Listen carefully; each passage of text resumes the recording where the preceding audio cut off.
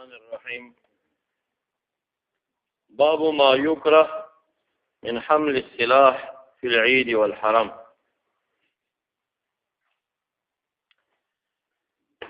وړل سلاح پاختر کی مصلا لرا او دارنګي بالخصوص داخل د حرم شریف تا دا مکروه دي. رستو با یو روایتو لگی یو باب حمل العنزة او الحربة بين يدي الامام يوم العيد. نو اغل تدا ثابتی چې حربه و عنزه به وړه او د نبی اسلام مخې ته وي خخوله. دا غینه جواز ثابتېږي مصلا ته وړل د حربي او دلته کراهیت باندې باب دی. نو تطبیق به په دې باندې شي چې که امن او د خوف د تعزینه چاته تکلیف نه رسیده، لکه بادشاہ یا خلیفہ یا نبی اسلام بچ روانو نو دا عنزه به مخ کې زغلی ده، خلکو مینځ کې به نه روانه، دا به مخ کې یو سړي زغله ولا نو هم پیردار به امنیت لحاظ او هم بالته ورته مخې ته خخه کړی شو د سترې په ځای باندې. نو چې کله امن او د خوف د تعزینه نو بیا هغه باب سره جواز فهمیږي. او یو دا چې ته په منځ د خلکو کې پرش کې رواني اختر کې خامخا شي او تا ځان سره نیولې د حربه یا څه د غیر د وهلو د خوږېدو تکلیف امکان دی پکې، نو بیا به دا بابي چې مکروه دی. بسم الله الرحمن الرحيم. وقال الحسن انه ان يحملوا السلاح يوم العيد. حسن بصري ته وایي منع شوي دي خلک د دې نه چې وي سلاګانې په ورځ د عید الا يخافوا عدوا، دا بعذر دی. وبه قال حدثنا زكريا بن يحيى ابو السكين قال حدثنا المحاربي قال حدثنا محمد بن سوقة عن سعيد بن جبير قال كنت مع ابن عمر حين اصابوا سنان الرمح في احمد. دا د حجاج بن یوسف چې مکه معظمه تراغ عبد الله بن زبیر شهید کا ندلتا معظم د صحابه کرام او اکابرین چې د مجبورۍ په لحاظ باندې دی سره نو بعضی مخالفتونه چې د شریعت نه کول، نو بعضی زړورو صحابه به پیرتونه کول، هغه وجه ورته د سر لاندې راتلې. د عبد الله بن عمر سره د حجاج بن یوسف یو ځل نظر اعلی په جزئیه باندې هغه نبی عبد الملک بن مروان خبر شو. عبد الملک بن مروان یو خط ولیک حجاج ته چې الله یخالف ابن عمر د حج په ایامو کې تعمیر مې لګلې، خو ستا معلم عبد الله بن عمر دې بخوا ګرځي ځان سره یو جزئیه کې بل د مخالفت نه کوي، د تانه عالم دې په سنتو باندې هغه مجبور شي چې اوس خو زما امیر عبد الملک خط لیکلی دی، داغه د ډاره به د سره تسامو کوله خو د مخالفت نشو برداشت کولی. نبی یو غلام ته نیزه ورکړه او چې په شکل باندې د نیزې په دې سر باندې زهر مګلیو، په شکل د عبد الله بن عمر په زخمی کا نو مغه رش کې راغی او دا قدم زخمی قدم ورته زخمی کړه او مغه درد د وجه نه بیا غزهر وجود کې خارج شو، عبد الله بن عمر سے وفات شو. تاسو محشی اشاره ورته کړی ده انها كانت مسمومه فامر الحرب على قدمه فمرض منها اياما ثم مات، وذلك في سنه 74 بعد قتل ابن الزبير بسنتنا كذا في العين. نو دی وایي چې سعید بن جبیر وی كنت مع ابن عمر حين اصابه سنان الرمح، اراړه دا غنیزي چې ورسېدلې په اخمص قدمي په اخمص قدم کې اخمص پرونده ته تیر شوی شمال 50 الاخمصين لندې هغه تلی ته وی چې کم پزمکه نه لګي فلجقت قدمه بالركاب، نو نخته او قدمه د رکاب پورې دا مخلوب دی ښا دا دغه قلب شوی دی، یعنی دا رکاب د قدم پورې نخته او قدم د رکاب پورې نه، رکاب د قدم پورې نخته ازخمیو. فنزلت فنزعتها زور کوشما مرويست قدم د او یا نزعتها د حدیده امر ويستا یا سنان تراجی کا وذالک او دا کار چې شیو دا په مینا کې وو.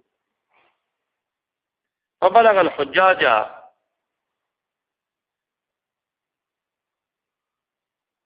د مینا تسمیه وجه تاسو محاشي بیان کړی دي چې مینا ورته ولي وي لأن الدماء تمنى فيها ویني تلولې شي په دې تمنا معنا تراب او یا جبرائیل علیہ السلام لما اراد مفارقه آدم قال تمني تتمنيوك قال تمني الجنه درې موجه ویل دا او لتقدير الله فيها شعائر من الله قدرتي. فبلغ الحجاج حجاج تدا خبر ورسید فجاء يعود بمرقرسي تراغه فقال الحجاج لو نعلم ما سابك کاش مونږ پیژندې هغه سړی من سابق چې تی زخمی کړي تا ته ثابت د تکلیف کړي او یا شرطی کا کوم پیژندې نو مونږ به سزا ور کړی و. فقال ابن عمر انت سبتني تا چې کوم نه ثابت زمانه دې کار کړي نو دا ورته پته نشته چې دا سړی د مامور کړي دی وای تا دا کار ځکه کړی دی چې تا دلته صلاګان را دن نه کړي حرم ته صلا چا راوړه پتا چا ته پلاس کې نيزي ور کړی دی دلته ریم صلاګان راوړي دي نو تا امر پدې کړی دی پر اورو د صلا باندې ته سبب دی انت سبتني. قال وكيف؟ قال حملت السلاح في يوم لم يكن يحمل فيه بس ورځ صلاګان راوړي دي په دې ورځ باندې راوړل کېدي وادخلت السلاح الحرم ولم يكن السلاح يدخل في الحرم. وبه قال حدثنا احمد بن يعقوب قال حدثني اسحاق بن سعيد بن عمرو بن سعيد بن العاص عن أبيه قال دخل الحجاج على ابن عمر وانا عنده قال كيف هو؟ قال صالح. فقال من اصابك؟ قال اصابني من امر بحمل السلاح في يوم لا يحل فيه حمله يعني الحجاج. زي مراد باب التبكير للعيد. وقال دلته نسخه د تکبیر غلطه ده همدغه نسخه صحیح ده چې تبکیر للعيد د امام بخاری دا مقصد دی چې موږ د اختر دی وختي وشي.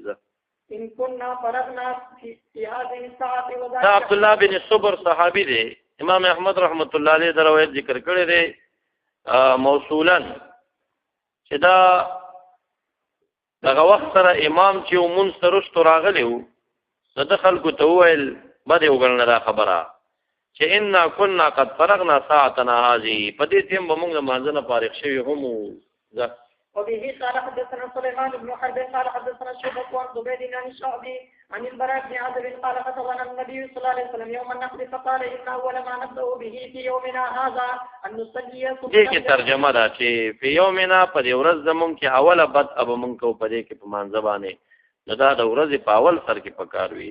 ومن قال ذلك فقد اصاب سنتنا ومن ذبح قبل ان يصلي فانما هو لحم عجله لاهله ليس من النسك في شيء. فقام خالي ابو بردة بن نيار فقال يا رسول الله صلى الله عليه وسلم اني ذبحت قبل ان اصلي وعندي شطعة خير من مسنة. فقال اجعلها مكانها او قال اذبحها ولن تجزي جزعة عن احد بعدك. کله چې جزاء من الماعز وی. باب فضل العمل في ايام التشريق. تشريق ماخوذ ده شرق اللحمنا بسطه للشمس غوخه نور ته خورکړه په دې ورځو کې به دا داخلي غوخه خوريدين ورته او چولي به خلکو. نو یو ایام د نحر یو بل ایام د تشریق دي. ایام د نحر هم درې دي ایام د تشریق هم درې دي. په ایام د تشریق چې دی دویمه ورځ د نحر نه شروع کیږي څلورمه د اختر پورې وګديږي. نو اول ورځ د اختر نحر شو تشریق نشو څلورمه ورځ د اختر چې دی تشریق شو او نحر نشو. فقال ابن عباس واذكر الله في ايام المعلومات ايام العشر والايام المعدودات. ايام المعلومات او ايام المعدودات چې دي نو ايام معلومات چې دي ايام 10 دي 10 ذی الحجه دا مخکې لس چې دي او ايام معدودات چې دي دا ايام د تشریق دي. همدغه قول چې د عبد الله بن عباس صاحب دی همدا د امام بونی پر رحمت الله علیه حسن بصری او د قتاده نه هم منقول او عبد الله بن عمر او حضرت علی صاحب دوی ویل چې ایام معلومات ایام النحر دي او معدودات چې دي ایام التشریق دي. هو قول ابي يوسف ومحمد لا داغي قول. فضل العمل في ايام التشريق هذه فضائل بيان ده. وكان ابن عمر وابو هريره يخرجان الى السوق في الايام العشر يكبران ويكبر الناس بالتكبير. بهتر عمل پدې کې هغه د تکبیرونو دی. كان ابن عمر وابو هريره يخرجان الى السوق في الايام العشر، دا ايام معلومات يكبران ويكبر الناس بتكبيرهما، دی با الله اکبر ویل او د دې سره به د خاري خلقم تکبیرونه ویل. وكبر محمد بن علي خلف النافله، او محمد بن علي چې مسما په باقر باندې دی هغه خو به امام باقر صاحب هغه به د نفل نه بعدم تکبیرونه ویل. دا یو قول مختص دی تر د پورې ایمو کې چا ذهاب پس نه دی کړی، بلکې تکبیرات د تشریق چي دي نو هغه د نوافلو پسې د قول دی او د بعض شافعیانو نه هم منقول دی چې يكبر عقب النوافل والجنائز. وعن مالك قولان، مشهور قول دا چې انه يختص بالفرائض. وقال ابن بطال هو قول الشافعي وسائر الفقهاء لا يرون التكبير الا خلف الفريضه، وبه قال ابو حنيفه وهو المشهور عن احمد. نو معروف قولم دغه چې نوافل پسې تکبیرات نشته دي، دا فرایض پسې به چې فرایض پسې دي نو هر فرض پسې چې انفرادي کیږي که بالجماع کیږي. نو امام مالک او امام شافعي او یاران د مذهب زمونږه هغه وایي چې يكبر المنفرد اذن مختص تر فرض دي او جمع ورته شرط نه ده، منفرد به موي. امام ابو حنیفه او امام احمد او صحابه کرامو کې عبد الله بن مسعود دا وی دا رائے ده چې تکبیر مختص ده بالجماعت، د جمع د منفصل به وای منفرد بینه وای. بیا دا تکبیرونه د ایام التشریق شری واجب دي عند ابي حنيفه او سنت دي عند مالك واحمد والشافعي. هر چې زنانه دي نو په زنانو باندې تکبیرات التشریق واجب نه دي منفردان، که د دوی سره چرته یو سړی وو نو پاغه باندې واجب شو، طبعا دا غي زنانه هم ویل شي، انفرادن په دوی باندې نشته دي.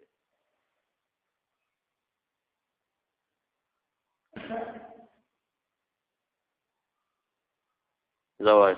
وبه قال حدثنا محمد بن عرارة قال حدثنا شعبة عن سليمان عن مسلم البتيني عن سعيد بن جبير عن ابن عباس عن النبي صلى الله عليه وسلم قال من عمل في ايام افضل منها في هذه قالوا اولا الجهاد قال ولا الجهاد الا رجل خرج يقاتل بنفسه يعني يلقيها في الحلقة، نفس او مال حلاکت تا چي ځان نم تیر شي او سر نم تیر شي او مال نم فرق درجه بشي. باب التكبير ايام منا واذا غدا الى عرفه وكان عمر رضي الله عنه يكبر. اورز د مینا کې کله چې وختي عرفه ته دی ویل د تکبیرونه، وکانه عمر رضی الله عنه يكبر في قبتي بخيمه کې بمنا، اسواب اورید आवाज د اهل د مسجد په يكبرونه ويكبر الاسواق دا حتى ترتج منا تکبیرا، زنګاوي به مینا کولې په تکبیرونو سره. وكان ابن عمر يكبر بمنات تلك الايام وخلف الصلوات وعلى فراشه وفي فسطاته، فغغت خيمته ومجلسه وممشاه وناس بو روان بو وتلك الايام جميعا. وكانت ميمونه بي تكبر يوم النحر، وكان النساء يكبرن خلف أبان بن عثمان وعمر بن عبد العزيز ليالي التشريق مع الرجال في المسجد.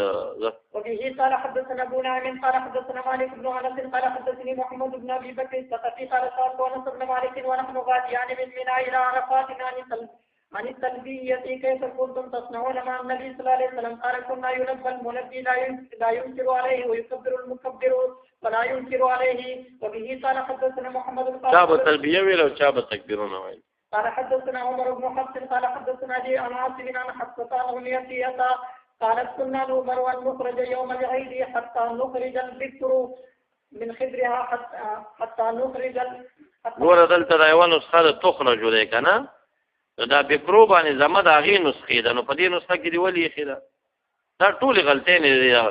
حتی نخرج البکر موږ به باکري ویستي مفعول د نخرجو دی. حتی نخرج صيغه د متکلم مفعول دی او بکرو د تخرجو. حتی تخرج البکر باکري بوتی یا تخرجو استله بشوي باکري من خدرها. حتى نخرج الحيض فيكون خلف الناس فيكبرون بتكبيرهم ويدعون بدعائهم يرجون بركة ذلك اليوم وطهرته. التطهير عن الذنوب. باب صلاة الحربة يوم العيد. منځ حربې ته په ورځ د عید باندې دا بعضې احادیث دي مکررات په دویم سند امام بخاري سره وي، هغې باندې یوه جزیه او ترجمه لګوي. څه ډېر د اختلافي فقهي باب نه وي هغه، او صرف هغه خپل دویم سند سره هغه حدیث ذکر کوي. وبه قال حدثني محمد بن بشار قال حدثنا عبد الوهاب قال حدثنا عبيد الله عن نافع عن ابن عمر ان النبي صلى الله عليه وسلم كان تركز له الحربة قدامه يوم الفطر والنحر ثم يصلي. باب حمل العنزة او الحربة بين يدي الامام يوم دا هغه وخت چې تعزین امن وي نو بیا پکې وړل د سلام ممنوع شو. وبه قال حدثنا ابراهيم بن المنذر قال حدثنا الوليد قال حدثنا ابو عمرو الاوزاعي قال حدثني نافع عن ابن عمر قال كان النبي صلى الله عليه وسلم يغدو الى المصلى والعنزة بين يديه تحمل وتنصر بالمصلى بين يديه فيصلي اليها. باب خروج النساء والحجر المصلى. بستل د بیبیانو د حیضو خاص کر مصلا لره دا د مور جایزونه دي. دا تاسو درېمه حاشیه کې چې کوم راځي رستو ويعتزلن الحیض د بابا دا کلون البراغیث نه دی چې دا حیض چې کوم دی فاعل دی خو دلته بدل واقع شوی د ضمیر د یعتزلن نه، د ضمیر د یعتزلن نه. او ازمار قبل ذکر په 5 ځای روایي او اوله تنازع د بلنیمه حکم دار او د رب په ضمیر کې څلورم ضمیر شان او پنځم هغه ضمیر دی چې بدل وي تر ظاهر. پنځم هغه ضمیر دی چې بدل وي تر ظاهر. دا حیض د اسم ظاهر دی د یعتزل نه ضمیر نه بدل واقع شوی دی. په دې وخت کې ارجاع قبل ذکر روا ده، نو دا ضمیر د یعتزل نه د حیض ته راجع کېږي. دې ته دوی باب د اکلون البراغیث وایي. اکلون البراغیث چې دی دا کلو کې ضمیر فاعل دی او براغیث هم فاعل دی. تعدد د فاعل خو روا نه دی، نو براغیث مجبورا بدل د ضمیر د اکلونه کړ. نو دا دلته دې باندې تاسو ته ورستو ویلي دي. ثم علم ان هذا كان في ذلك الزمان. دا غي زمانه پورې خبره وا لامنهن عن المفسدات بخلاف اليوم. ولهذا صح عن عائشة لو رأى رسول الله صلى الله عليه وسلم أحدث النساء لمنعهن المساجد كما منعت نساء بني إسرائيل. فإذا كان الأمر قد تغير في زمن عائشة حتى قالت هذا القول فماذا يكون اليوم الذي عم الفساد فيه وتشبى المعاصي في الكبار والصغار. فنسأل الله العفو والتوفيق. عمدة القاري. مداغ زمانه پورې خاص دي. قال حدثنا عبد الله بن عبد الوهاب قال حدثنا حماد بن زيد عن ايوب عن محمد عن امية قالت امرنا ان نخرج العواتق عواتق مراهقه ذوات القدور عن ايوب عن حفصة بنحوه وزاد في حديث حفصة قال او قالت العواتق وذوات وقال ابو راوي ايوب شغشكي ويعتزلن الحجة يا قالت حفصي بتراجيش. باب خروج الصبيان الى المصلى جائز. وبه قال حدثنا عمرو بن عباس قال حدثنا عبد الرحمن قال حدثنا سفيان عن عبد الرحمن بن عابس قال سمعت ابن عباس قال خرجت مع النبي صلى الله عليه وسلم يوم الفطر او اضحى فصلى ثم خطب ثم اتى النساء فوعظهن وذكرهن وامرهن بالصدقه. نو دلته معصوم ذکر قران غي خو بل روایت کې معصوم ذکر شته کنه. ولی عمر په وخت د وفات د نبی اسلام کې د 13 کالو، نو دغه وخت سره چې یو کال نیم مخکې خبره کوي یا د 10 یا د 11 کالو دی. او لاندې روایت هم پیدال دی چې کدار لولا مکان من الصغر ما شهدته. د وجه د صغر نه زما شرف او مکان عند رسول الله مرتبت مې نه وي نو ما به حاضریم نه وې کړی. باب استقبال الامام الناس في خطبه العيد.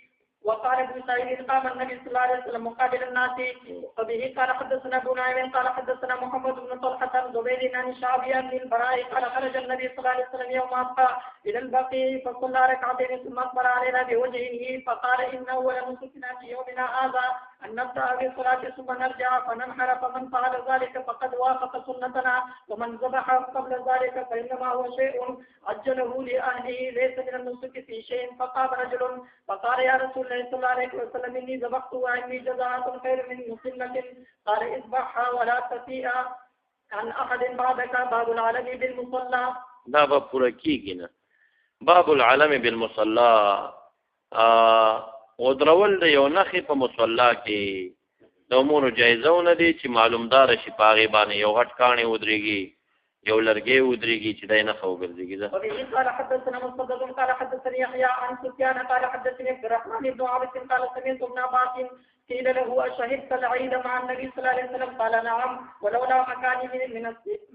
ولولا مكاني من رسول الله صلى الله عليه وسلم ما شهدته من الصغر من أجل الصغر من أجل ذي حتى درذي راغ نبي الإسلام علمت الذي عند دار كثير بن سال ديك مطابقات فصلى ثم خطب ثم أتى النساء ومعه بلال فوعظهن وذكرهن وأمرهن بالصدقة فرأيتهن يهوين بأيديهن يقذفنه في صوت يمت بأيديهن وقدولي لا سنة يقذفنه چولي أغا اشیاء لرا خاتم لرا وغیرہ فی ثوب بلال ثم انطلق هو بلال الى بیته. فموعظة الامام النساء يوم العيد. ومغا حدیث تے سند صرف قائی سند قایو جزء ترجمه لگیزا. وبه قال حدثنا اسحاق بن ابراهيم بن نصر قال حدثنا عبد الرزاق قال اخبرنا ابن جريج قال اخبرني عطاء عن جابر بن عبد الله قال سمعته يقول قام النبي صلى الله عليه وسلم يوم الفطر فصلى فبدا بالصلاه ثم خطب فلما فرغ نزل فاتى النساء فذكرهن وهو يتوكل على يد بلال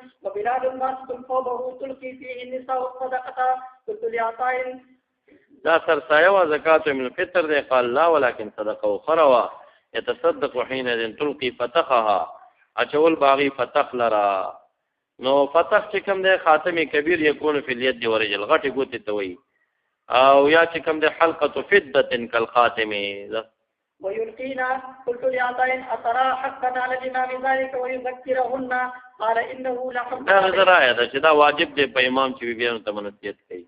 وما لهم لا يفعلونه. قال ابن جريج واخبرني الحسن بن مسلم عن طاووس عن ابن عباس قال شهدت الفطر مع النبي صلى الله عليه وسلم. ما كان في شيء ندي جائز دوی لرا لا يفعلونه او یا استفهامي دي مالهم سچل دي دوی لرا چې نه کوي دا کار بلکې ودي.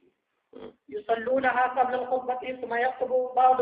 خرج النبي صلى الله عليه وسلم كاني انظر اليه حين يجلس بيده ثم اقبل يشقه كان ينظر إليه حين يجلسنا حين يجلس بيده يجلس تجلسك وكين أول خلق فلاس بانه خلق دسي لكن أول خلق فلاس بانه اقبل يشقهم بيار روان شي يشقهم چې شق د صفوف د رجالو یکو کېره ده پکې مخ کې ثبت حتى جاء نه مخ کې ثبت نه روان دي صفوف د رجال سری کول بیانو تراغه ما هو بلال ذا. فقال يا أيها النبي إذا جاءك المؤمنات يبايعنك الآية ثم قال حين فرغ منها أنتن على ذلك فقالت امرأة واحدة. هغه کې قیودات د اعمالو کنه په دغه باندې تاسو برابرې فقالت امرأة واحدة منهن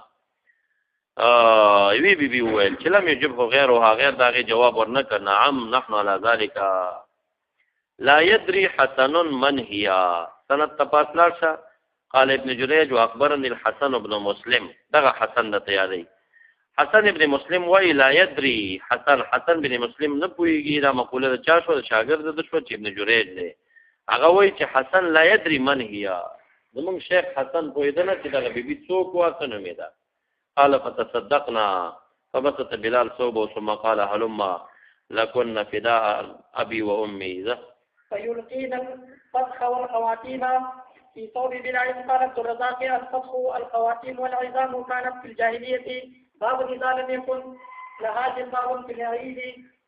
جلباب نه لري د بل نه دی واخلي هغه جلباب د استعمال کیږي. وبه قال حدثنا ابن معمر قال حدثنا عبد الوارث قال حدثنا ايوب عن حفصة بنت سيرين قالت كنا نمنع جوار پیغله جنکۍ به موږ منع کولې چې عید کې ووځي. دی یوه بیبي راله فنزلت قصر بني خلف، هغه په قصر د بني خلف کې هلته چې کوم دی دیره شوه.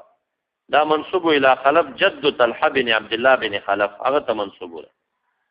نو دا بیبي راله هلته دیره شوه. فاتیتها زه ورته ستړې مشې ته رالمه.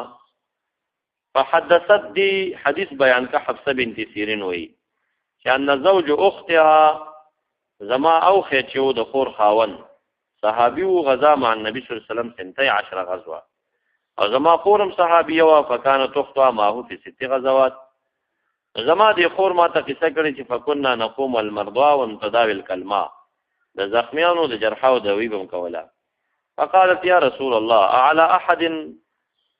على احدانا بأس اذا لم يكن لها جلباب الا تخرج، سباق پشتره چې جلباب نه لري ادوزي. فقال لتلبسها صاحبتها من جلبابها فليشهدن الخير ودعوة المؤمنين. قالت حفصة فلما قدمت معتيا اتيتها فسألتها ما داغينا پختنه وکړه. ناغه زوج اختها قيل هي اخت ام عتيا، دا ام عتيا خور وکنه. نو کله چې ام عتيا بخپل رااله نو مال دې حدیث پختنه ته وکړه اسمعت فی کذا وکذا فقالت نعم بأبي، پلار می تزار شاه ابي ابي وقل ما ذكرت النبي صلى الله عليه وسلم الا قالت بأبي. ډیر لږ به داسې وخت چې نبی علیہ السلام به یاد کا، مگر اکثر داسې حالو چې کله به یادو نو ویل به بأبي، پلار می تزار شاه. قال لتخرج العواتق ذوات الخدور، او قال العواتق ذوات الخدور. شک ایوب چې واوی پکې راوړې کنا والحيز فتعتزل الحيز المصلى وليشهدن الخير ودعوة المؤمنين. قالت فقلت للحيز قالت نعم. ندى حيزة چې حاضری کې عرفات لرا وتشهد كذا وتشهد كذا، رمي د جمار کولې شي، مزدلفه کې حاضری کولې شي، دا شر مصلات هم کړی شي. وغلطه یو طرف ته بناستي وي او بیا باغلطه دې سکی تکبیرات کوي. باب يقتضى الحجة المصلى وبه قال حدثني محمد بن المصلى قال حدثني ابن ابي عاصم عن ابن عون عن محمد قال قالت ام عطية امرنا ان نخرج فنخرج الحجة والعواتق وذوات الخدور. وقال ابن عون او العواتق ذوات الخدور. فاما الحجة فيشهدن جماعة المسلمين ودعوتهم ويعتزلن مصلاهم. باب النحر والذبح يوم النحر بالمصلى. انا غلطه لکه مندوبه ده مختاره ده، باقي فرض کیږي. وبه قال حدثنا عبد الله بن يوسف قال حدثنا ليث قال حدثني كثير بن فرقد عن نافع عن ابن عمر ان النبي صلى الله عليه وسلم كان ينحر او يذبح بالمصلى. باب كلام الامام والناس في خطبه العيد. دا درته ښایي چې خطبه د عید کې دا خطبه د واجباتو نه سنن نه ده. زموږ د احناف هم دا مذهب دی چې جمعې خطبه هغه د پر واجباتو نه ده، دا خطبه چې کومه ده د سننو نه ده. دې مین کې خبرې څوک کوي استفتاء کوي جایز ده. واذا سئل الامام عن شيء وهو يخطب وبه قال حدثنا مسدد قال حدثنا بالاحوص قال حدثنا منصور بن المعتمر عن شعبي عن البراء بن عازب قال خطبنا رسول الله صلى الله عليه وسلم يوم النحر بعد الصلاه فقال من صلى صلاتنا ونسك نسكنا فقد أصاب النسك ومن نسك قبل الصلاة فتلك الشاة لحم. فقام أبو بردة بن نيار وقال يا رسول الله صلى الله عليه وسلم والله لقد نسكت قبل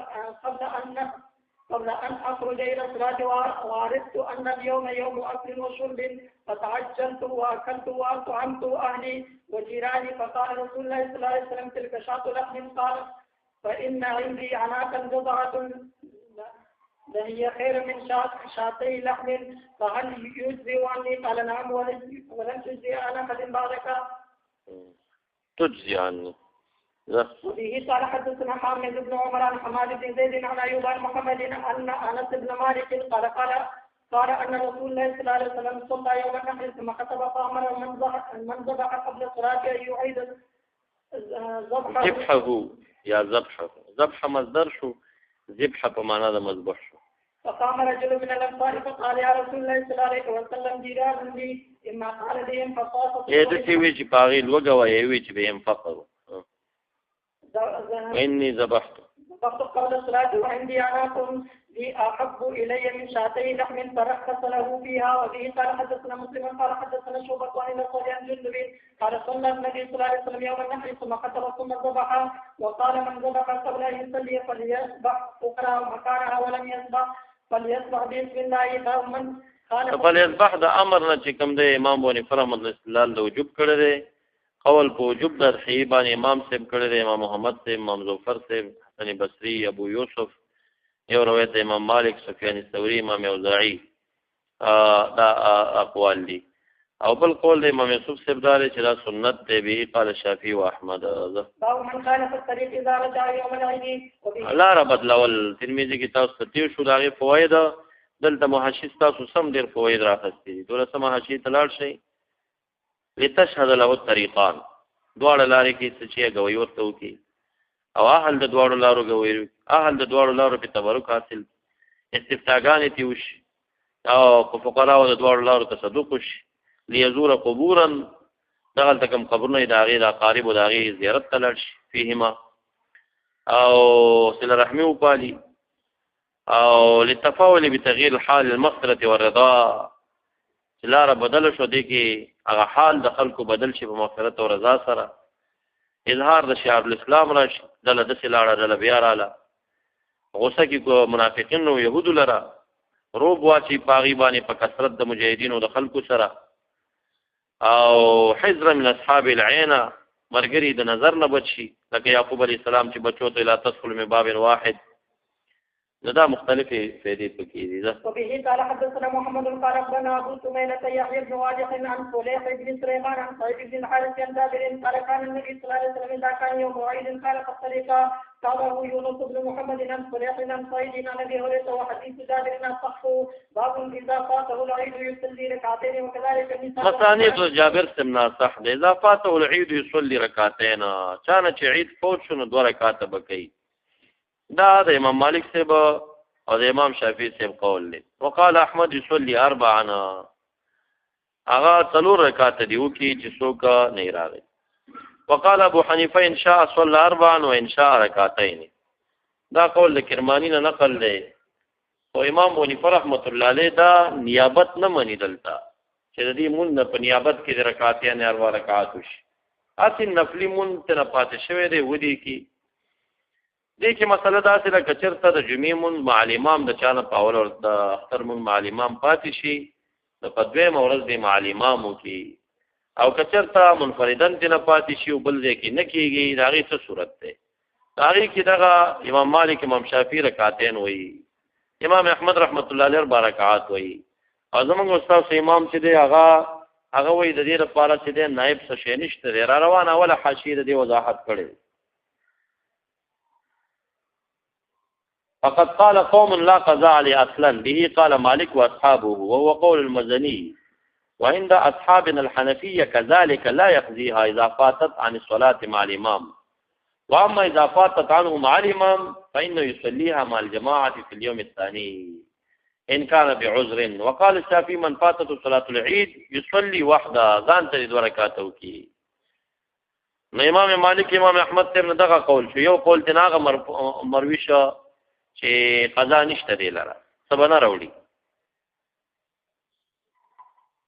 بیا چې په کوم خلکو باندې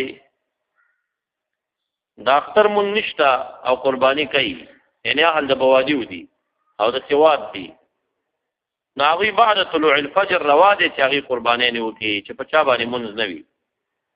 دا قول سفیان الثوری د اسحاق بن راهویه او د امام ناش او عطا سے بوئی چې یذبحون بعد طلوع الشمس او امام مالک سے بوئی چې هغه وخت به قرباني کوي چې کله دته اقرب مدن دی غلطه پوي شي چې د مون راو ګرځي دا اينه بات دی چې يقول النبي صلى الله عليه وسلم هذا عيدنا يا اهل الاسلام وما انا ابن مالك المولى ابن يا اهل الاسلام نے استدلال کړي ښا وجه الاستدلال بان وظافه الى كل امه الاسلام نو پدې کې چې بچا باندې عيد نشته ده نو هغه هم پکې راغل وذكر واذا فاتته العيد يصلي ركعتين 2 ركعات دي بيوتي تنازه فجمع اهله وبنيه من كان في البيوت والقرى ادم رکعتين کی كذلك النساء ادم رکعتين کی او چې بل چا غټ سړی دغه نه پاتې ادم کی ځکه وای په اسلام کې ټول راغلي فصلى كصلاة أهل المصر وتكبيرهم وقال إكرمة أهل الصواب يستمعون في العيد